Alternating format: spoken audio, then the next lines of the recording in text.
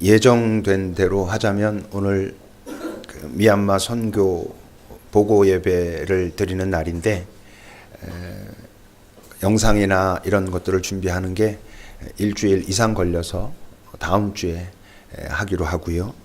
오늘은 우리가 그동안 같이 읽어왔던 그 다윗 이야기를 같이 나누려고 합니다. 우리가 처음부터 봤던 것처럼 이 다윗이라고 하는 사람은 약점이 적지 않았던 사람이지요. 뭐 밧세바 사건도 그렇고 지도자로서의 약점도 가지고 있었고 또 한 가정의 가장으로서도 이런저런 약점이 있었던 사람이었습니다. 그런 여러 좀 멋지지 못한, 어쩌면 다윗답지 못한 모습이 있었음에도 불구하고 어쩌면 오늘 사건이 다른 그런 사건들보다 다윗에게는 더 민망하고 어쩌면 초라한 그런 사건일지도 모르겠습니다. 오늘 장면은 이제 사울 왕이 다윗 자신을 죽이기로 결정했다는 것이 너무나 분명해져서 요나단과 이별하고 이제 떠나게 된 그런 상황이지요. 21장 1절에서 여러분 3절까지 한번 보십시오.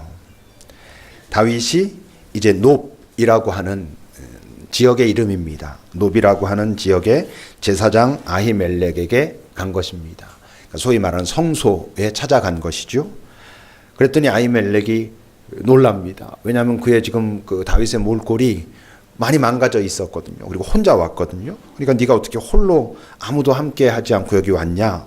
라고 하니까 다윗이 대답합니다. 왕이 나에게 어떤 비밀스러운 일을 맡겼다.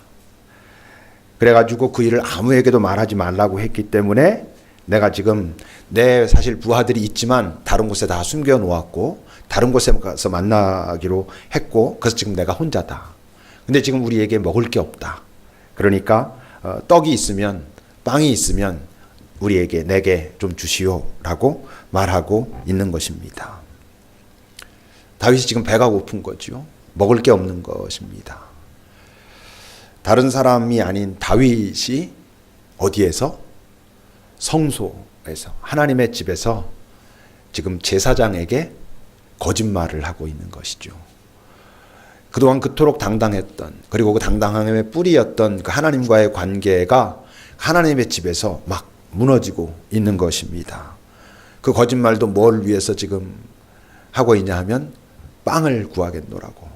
빵을 얻어야 되겠는데 그냥 달라 그러면 안 될 것 같으니까 사울이 나를 버렸고 그래서 내가 지금 사울에게 쫓기고 있습니다 라고 말하면 제사장이 자기를 역시 적대적으로 대할 것 같으니까 거짓말로 비밀 일을 내게 맡겨가지고 내가 지금 먹을 게 없으니 빵을 주시오 라고 말하고 있습니다. 8절도 여러분 보십시오. 다윗이 또 아히멜렉 그 제사장에게 부탁합니다. 혹시 당신 칼이나 창 이런 거 없습니까? 내가 너무 그 왕이 맡긴 일이 급하게 내게 맡기셨으므로 떠나올 때 그걸 가져오지 못했습니다.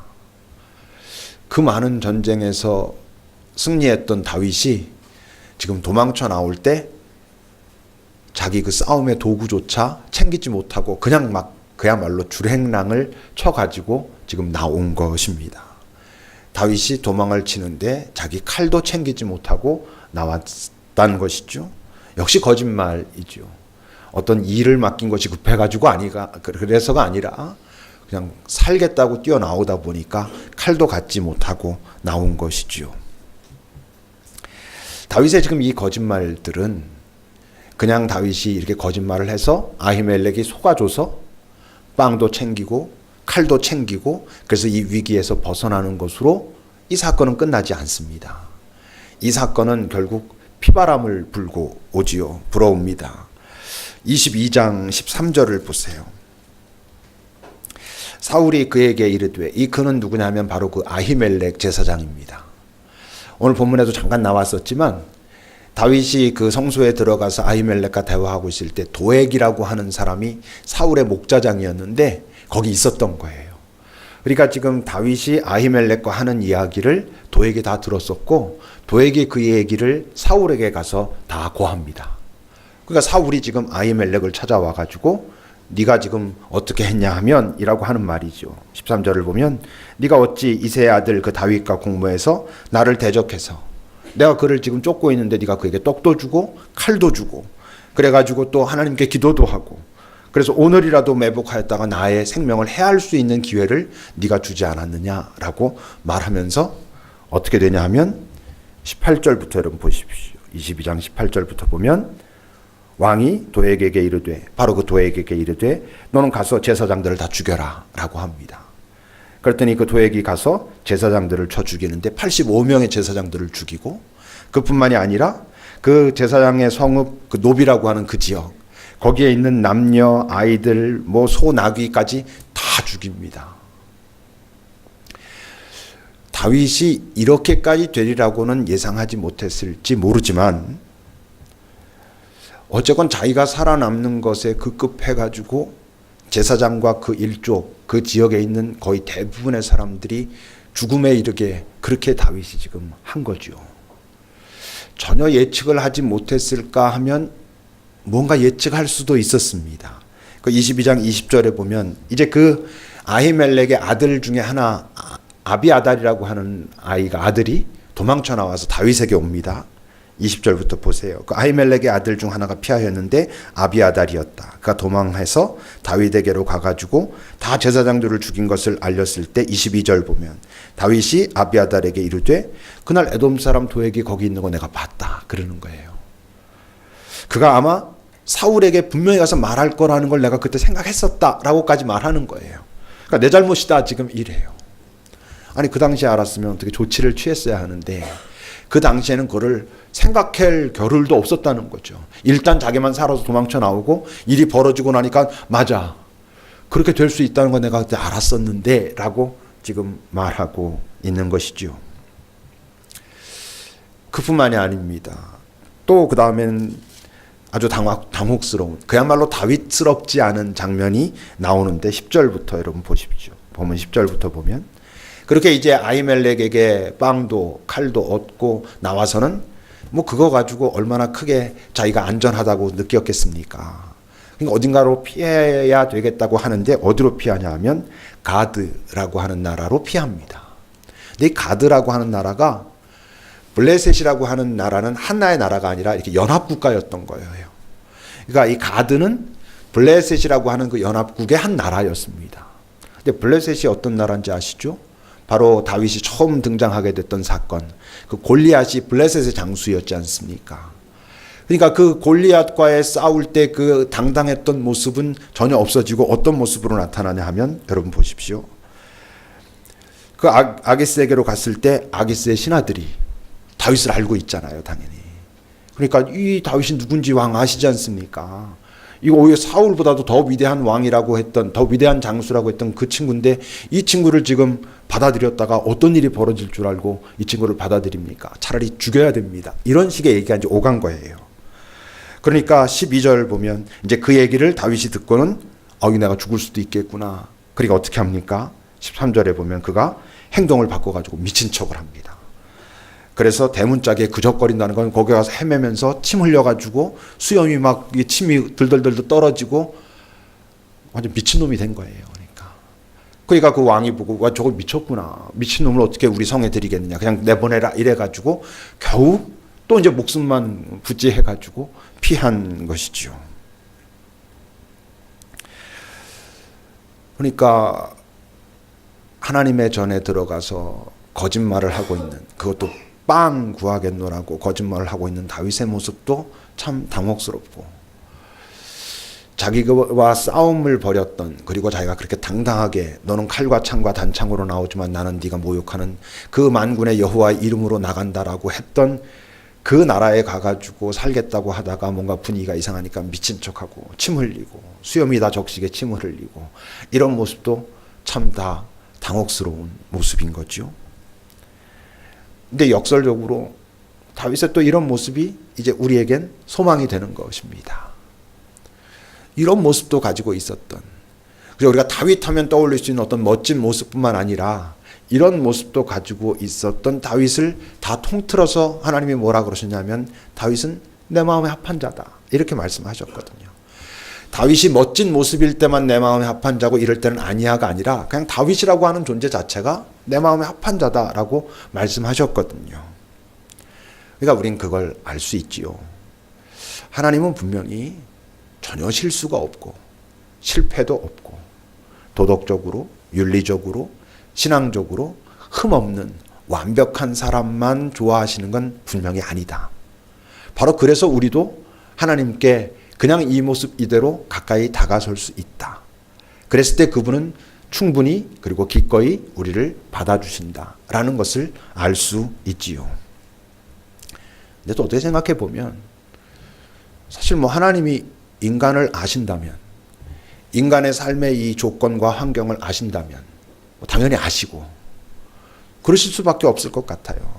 이 세상 속에서 물론 인간이 훼손돼 가지고 여전히 자기 욕심으로 살아가고 있는 건 맞지만 이 환경 속에서 흠없는 선택과 실수 없는 선택들을 하면서 산다는 건 우리 입장에서 볼 때는 불가능한 것이거든요.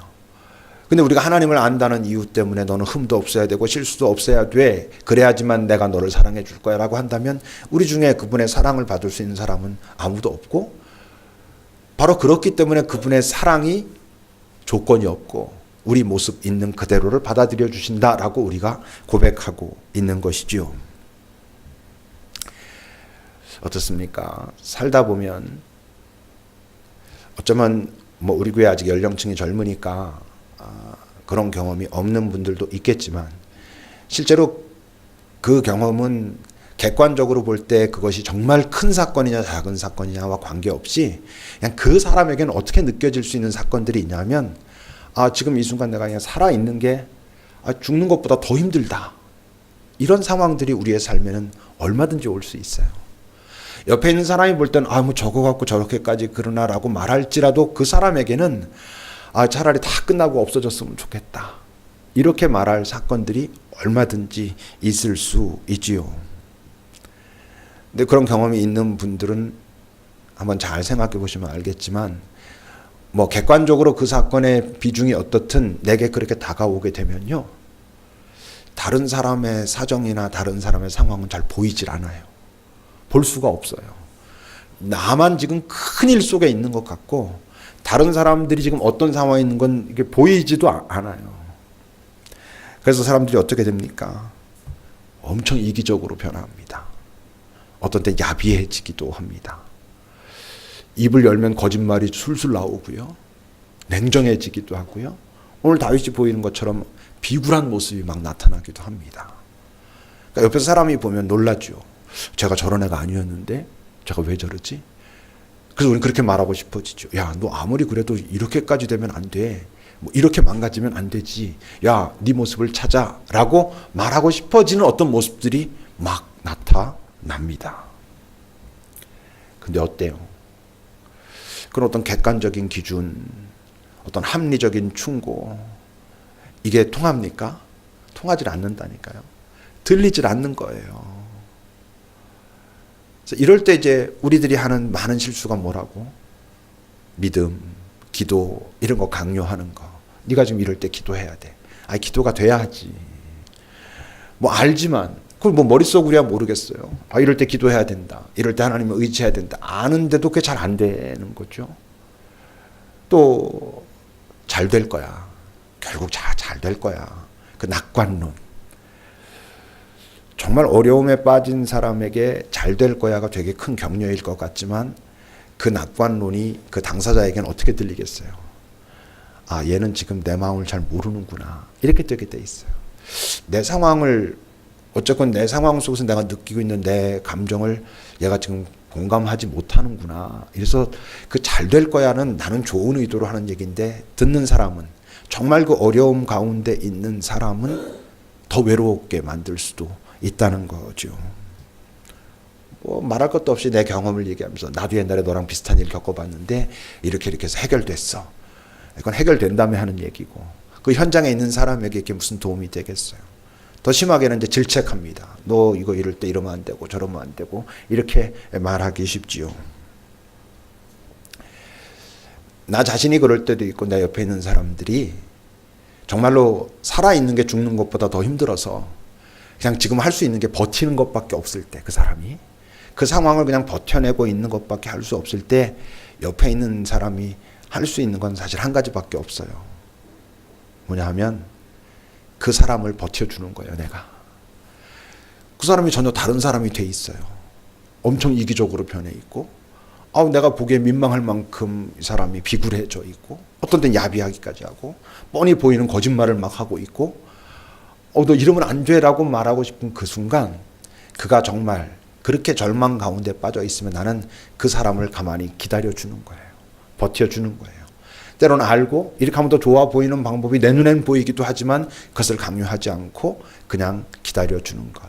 그 사람을 내가 버텨주는 것. 그거밖에 우리가 할 수 있는 일이 별로 없는 것 같아요. 근데 이제 이 말씀을 준비하면서 또 저 자신을 이렇게 돌아보지요. 뭐 아닌 분들도 있겠지만 저 같은 사람들이 이제 어떤 사람에게는 뭐 소위 최후의 보루 이런 게 될 수도 있지 않겠습니까? 가서 목사님한테 이젠 정말 한번 얘기를 해봐야 되겠다. 이렇게 되는 경우들이 있지 않겠습니까? 근데 이렇게 돌아보면 그렇더라고요. 뭐 막 강요하고 뭐 객관적으로 합리적으로 막 이렇게는 그래도 이젠 꽤 안 하는 것 같은데도 가만히 돌아보면 결국 어떤 그 마지막 순간쯤 가서는 나도 모르게 어떤 부분을 그에게 이렇게 밀면서 강요하고 있고 결국은 이렇게 해야 돼 라고 내가 말하고 있고 그래서 잘 버텨주다가 마지막 그런 어떤 부분들 때문에 그 사람은 다시 위축되고 다시 혼자인 것 같이 만들고 이러는 것 같아요. 이게 참 쉽지가 않은 거죠. 내가 그 상황 속에 있는 것은 말할 것도 없고 그 상황 속에 있는 사람을 내가 옆에서 잘 기다려주고 버텨주는 것도 분명히 쉬운 일은 아닌 것 같아요. 그렇다면 예수님은 오늘의 이 다윗의 모습을 보시면서 뭐라고 하셨을까?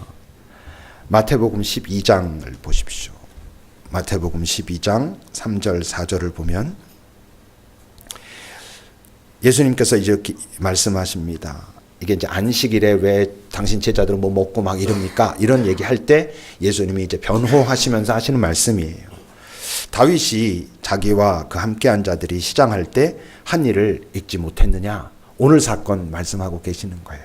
그러면서 그가 하나님의 전에 들어가서 그 노베 땅, 그 아히멜렉이 있던 그 하나님의 전에 들어가서 제사장 외에는 그 자기나 함께한 자가 결코 먹어서는 안 되는 그 진설병을 그 성소 안에는 떡 12덩이를 항상 놔두고 있었거든요. 이스라엘의 12지파를 예표하는 그걸 놔두고 있고 일주일에 한 번씩 새로운 떡을 갖다 놓고 그 떡을 물리고 이랬단 말이에요.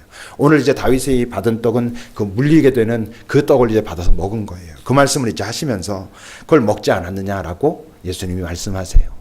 어떤 분위기예요? 그걸 먹는 걸 하나님이 아주 기뻐하셨다. 오, 잘했어 라고 하셨다라고 말씀하시는 건 아니지만 분명히 지금 예수님이 말씀하시는 분위기는 뭐예요? 그럴 수 있다. 그래도 된다. 율법에는 제사장 외에는 먹지 말라고 되어 있지만 그 사람이 정말 극한의 상황에 놓여 있고 그가 자기의 생명의 위협을 느끼고 있을 때 얼마든지 그 빵을 먹는 것이 하나님께서 보실 때 절대 안 돼 라고 말씀하실 그럴 정도는 아니다. 먹을 수 있어. 먹어도 돼. 괜찮아. 하나님이 결코 진노하시지 않았어 라고 말씀하고 계시는 것이죠. 하나님께서 우리를 바라보실 때 첫째로 바라보시는 것은 우리가 자칫 오해하기 쉬운데요. 우리가 어려움에 빠져 있을 때 우리는 내가 어떤 어려움에 그것이 나의 죄 때문이건 나의 선택의 잘못 때문이건 어려움에 빠져 있을 때 우리가 빠지기 쉬운 오류는 자꾸 그 어려움에 빠지게 된 이유 때문에 괴로워하죠. 또는 하나님께서 자꾸 내가 이런 어려움에 빠지게 된 이유를 가지고 나를 이렇게 노려보시고 계실 것 같은 마음의 부담이 있어요. 그래서 또 하나님께 나아가기가 어렵죠. 또는 지금 하나님의 관심은 어쨌건 이 어려움에 빠졌는데 그래서 이제 너 어떻게 할 건데 이제 앞으로 어떻게 할 건지 대처 방안을 말해봐 라고 말씀하실 것 같아요. 근데 아니에요.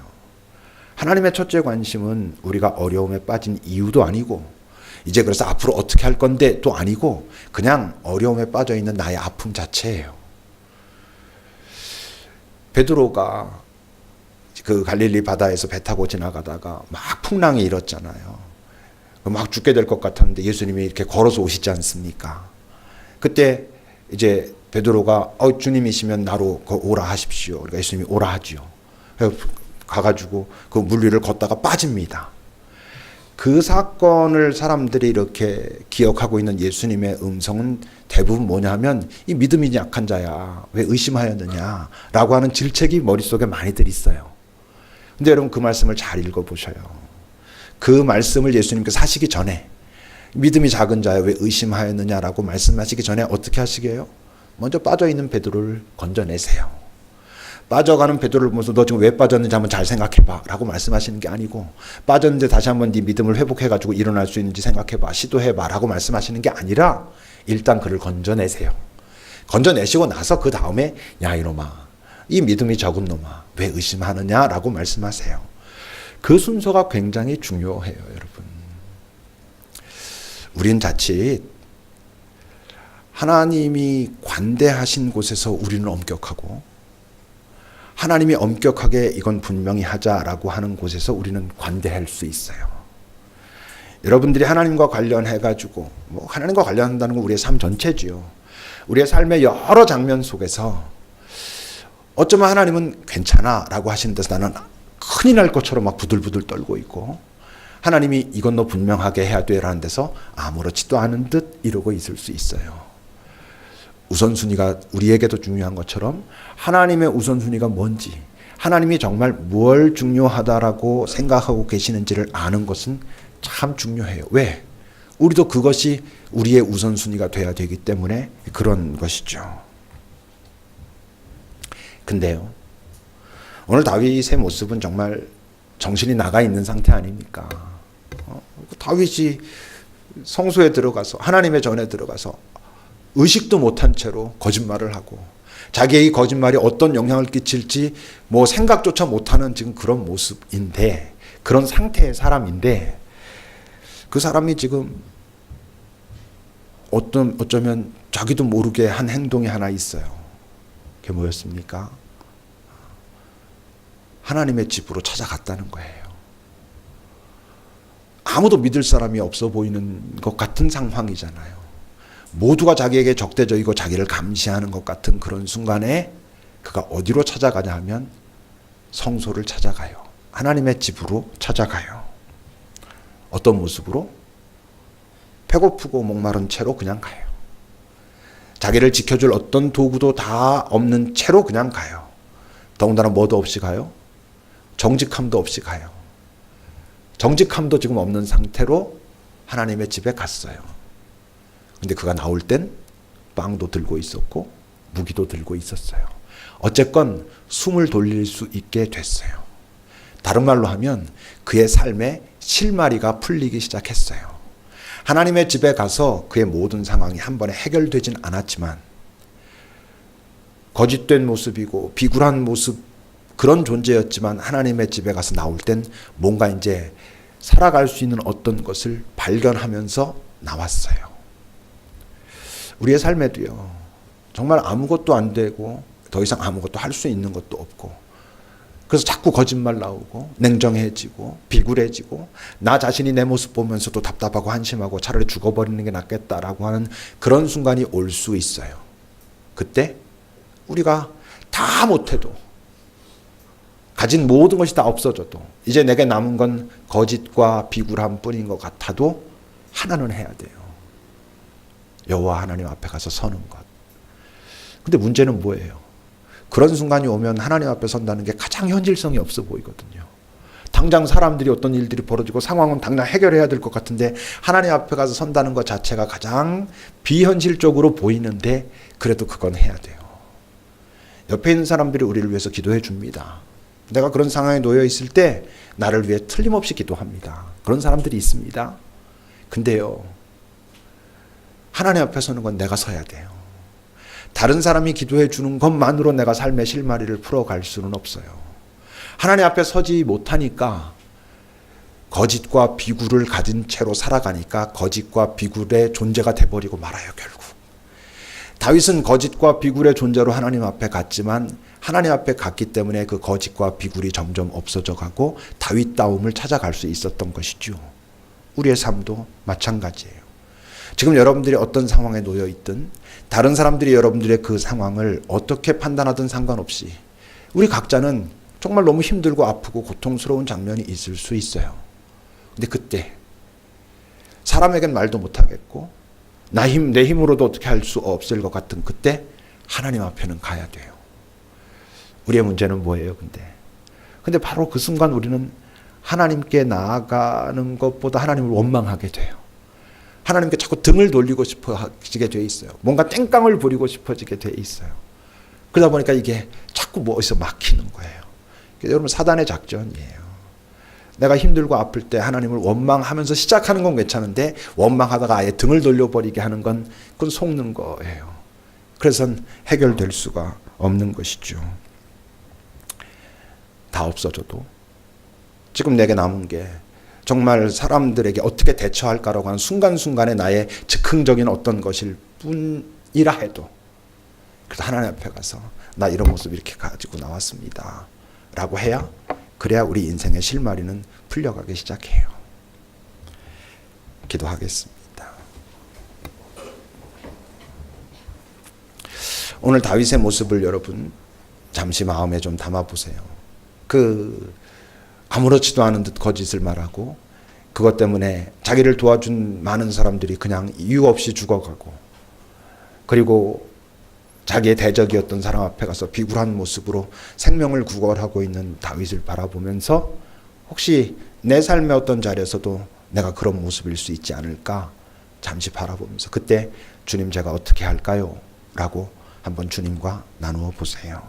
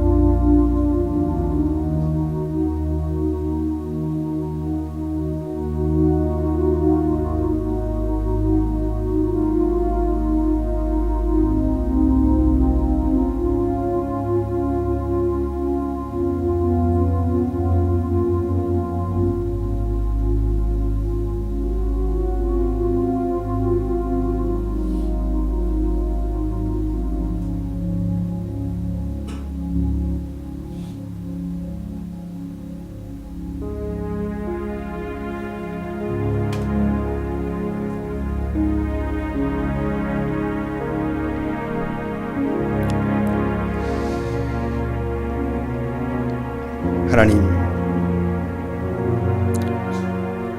우리는 자주 하나님이 계신데 세상이 왜 이런지, 하나님이 살아계시는데, 나를 사랑하시는데 내 삶의 상황은 왜 이런지 라고 하나님을 원망하다 점점 멀어지는